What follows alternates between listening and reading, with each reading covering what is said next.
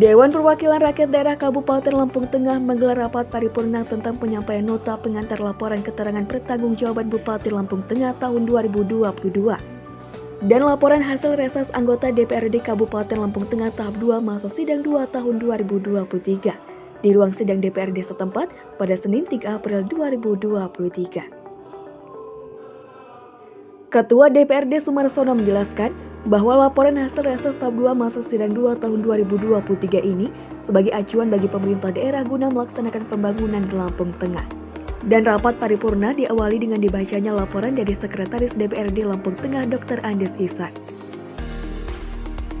Perihal penyampaian laporan KPJ Kabupaten Lampung Tengah tahun 2022 kepada yang terhormat Bapak Ketua DPRD Kabupaten Lampung Tengah sesuai dengan amanat Perdana Menteri Dalam Negeri Nomor 18 Tahun 2020 tentang Peraturan Pelaksanaan Peraturan Pemerintah Nomor 13 Tahun 2019 tentang laporan dan evaluasi penyelenggaraan pemerintahan daerah, yang amanatkan bahwa kepala daerah untuk menyampaikan laporan keterangan pertanggungjawaban kepada Dewan Perwakilan Daerah 1 kali dalam 1 tahun paling lambat 3 bulan setelah tahun anggaran berakhir.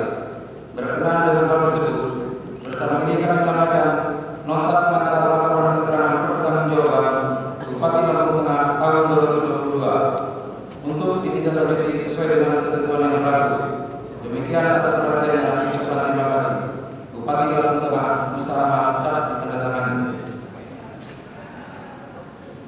Surat dari Bupati Lampung Tengah nomor 100 dari 267 dari miring Sekda titik 1 Romawi titik 01 dari miring 2023 perihal penyampaian KPJ Bupati Lampung Tengah tahun 2022 kepada yang terhormat Bapak Ketua DPRD Kabupaten Lampung Tengah di tempat sesuai dengan amanat Perdana Menteri Dalam Negeri Nomor 18 tahun 2020 tentang Peraturan Pelaksanaan Peraturan Pemerintah Nomor 13 Tahun 2019 tentang laporan dan evaluasi penyelenggaraan pemerintahan daerah, yang mengatakan bahwa kepala daerah untuk menyampaikan laporan keterangan pertanggungjawaban kepada Dewan Perwakilan Daerah 1 kali dalam 1 tahun paling lambat 3 bulan setelah tahun anggaran berakhir. Berkenaan dengan hal tersebut, bersama ini kami sampaikan laporan pertanggungjawaban Lampung Tengah tahun 2022 untuk ditindaklanjuti sesuai dengan ketentuan yang berlaku. Demikian atas perhatian dan ucapan terima kasih. Bupati Lampung Tengah Musa Ahmad Cat ditandatangani. Besar garis 4 Romawi garis miring 2023 perihal pengajuan kepada yang terhormat Ketua DPRD Kabupaten Lampung Tengah Ibu Kusubi dengan hormat sehubungan dengan pembentukan panitia khusus laporan keterangan pertanggungjawaban Bupati Lampung Tengah tahun 2022, maka bersama ini fraksi PD Perjuangan DPRD Kabupaten Lampung Tengah menunjuk 3 nama anggota panitia khusus laporan keterangan pertanggungjawaban kepada KPJ Bupati Lampung Tengah tahun 2022 sebagai berikut: 1. Kadek Joko Supriyadi SAPMN, 2. Agus Samin Esos, 3. KM Aktif SA. Demikian sudah disampaikan atas perhatian dan kerjasamanya. Ucapan terima kasih. Fraksi Partai Demokrasi Indonesia Perjuangan, Dewan Perwakilan Daerah Kabupaten Lampung Tengah, Ketua Lampung Tengah PSSI, Sekretaris Agus Samin Esos, cat ditandatangani.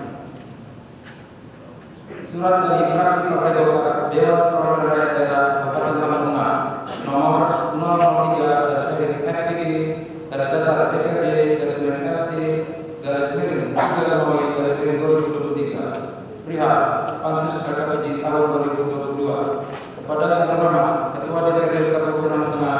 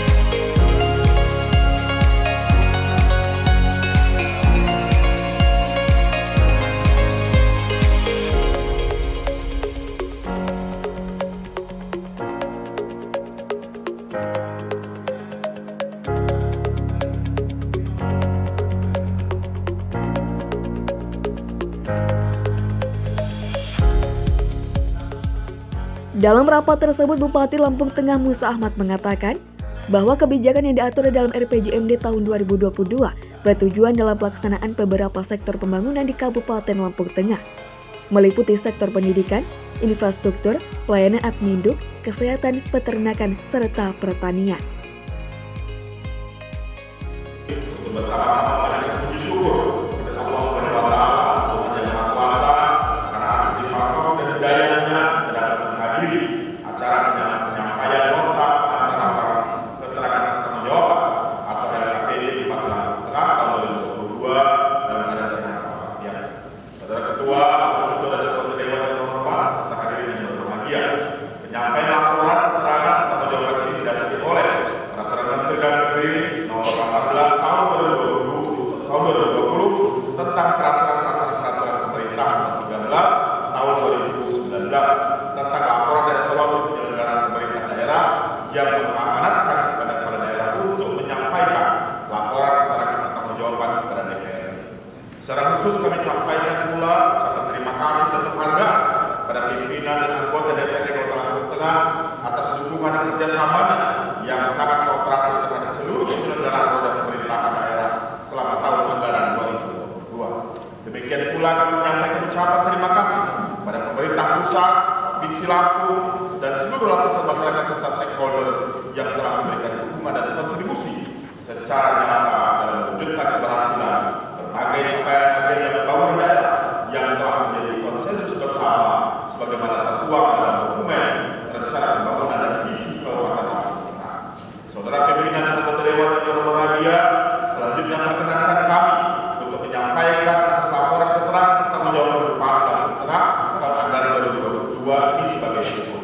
1. Kebijakan umum pemerintah daerah. Arah kebijakan umum pemerintah daerah Kota Lampung Tengah anggaran 2022 mengacu pada RPJMD tahun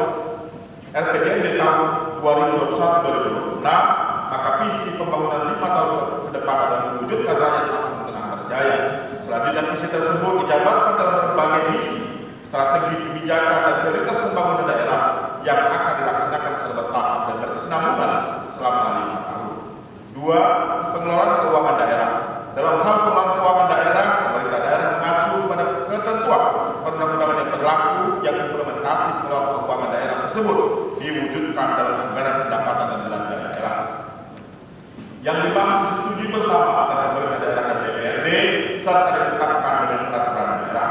Pemerintah Kabupaten Lampung Tengah memiliki kebijakan dalam APBD Kabupaten Lampung Tengah tahun 2022, yaitu dengan penyusunan kembali skala prioritas dengan mengurutkan anggaran belanja berdasarkan tingkat urgensinya, melaksanakan rekonstruksi anggaran, mengalokasikan anggaran belanja modal dan belanja operasional, juga memprioritaskan pembangunan masyarakat.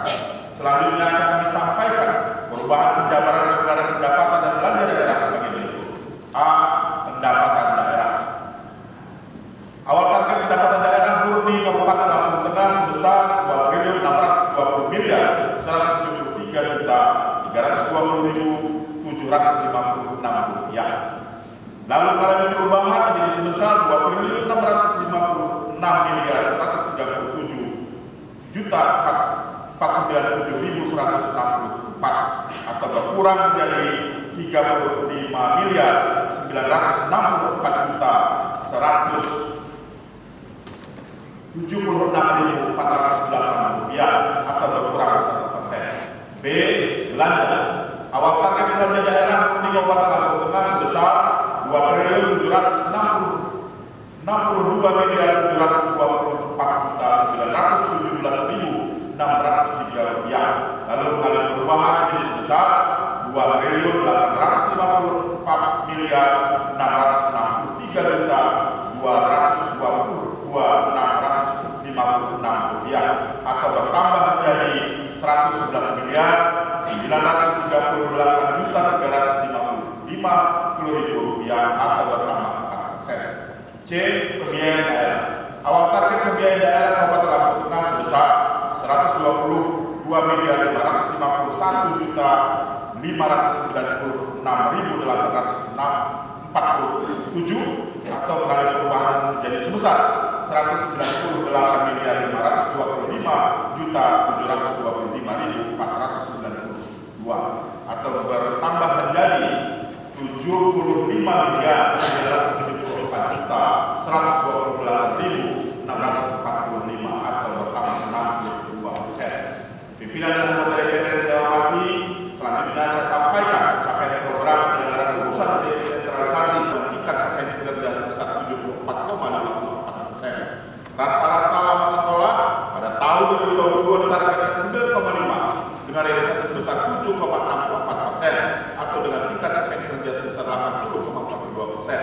Lapangan harapan sekolah pada tahun 2022 ditargetkan 12,3% dengan realisasi sebesar 12,95% atau dengan tingkat capaian kinerja sebesar 105,8%.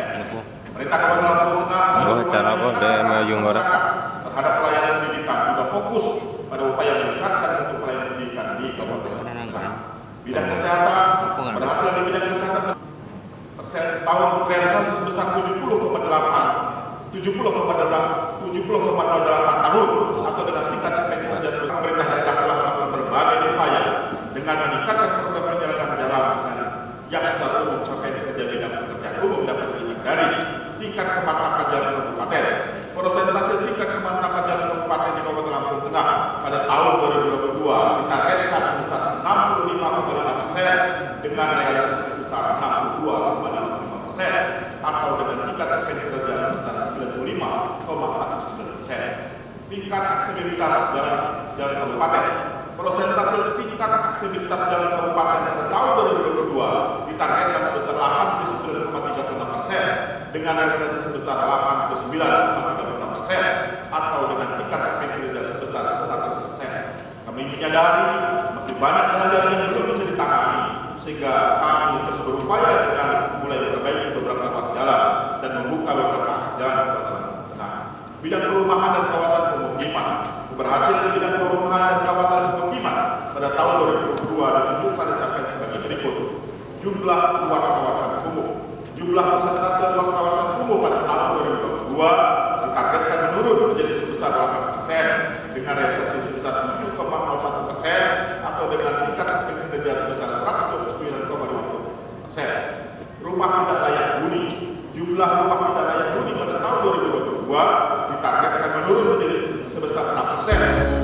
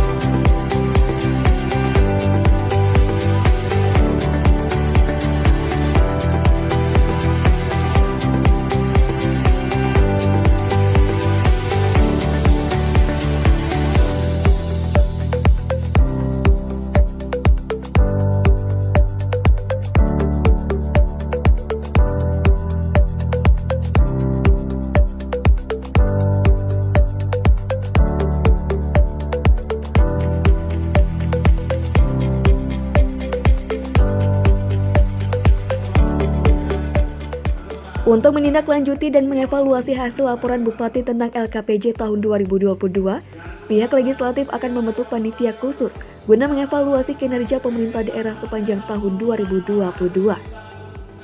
Diketahui, laporan keterangan pertanggungjawaban tahun 2022 merupakan hasil evaluasi atas penyelenggaraan pemerintahan Kabupaten Lampung Tengah selama 1 tahun anggaran.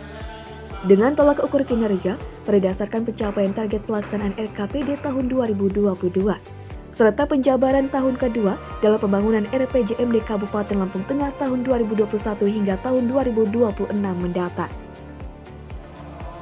Sumarsono, Ketua DPRD, menyampaikan bahwasannya sesuai peraturan, Kepala Daerah berkewajiban menyampaikan laporan keterangan pertanggungjawaban kepada Dewan Perwakilan Rakyat Daerah yang dilakukan 1 kali dalam setahun, paling lambat 3 bulan setelah tahun anggaran berakhir.